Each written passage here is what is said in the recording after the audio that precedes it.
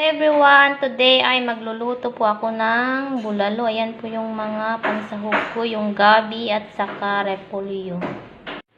Ito na po, malambot na po ang baka. Ayan po. Nagluluto po ako ng bulalo. Ayan, may gabi na po ito. Tapos, linagyan ko po ng luya, sibuyas at saka bawang. Sahog niya po. Right, pwede na pong ilagay yung repolyo. Pwede na pong ulanin pa. Luto na po yung repolyo. Ayan po yung pata ng baka. Laki. Masarap po yan. After po ng 1 hour or mahigit, ayan, malambot na po itong baka. Ayan yung pata. Right.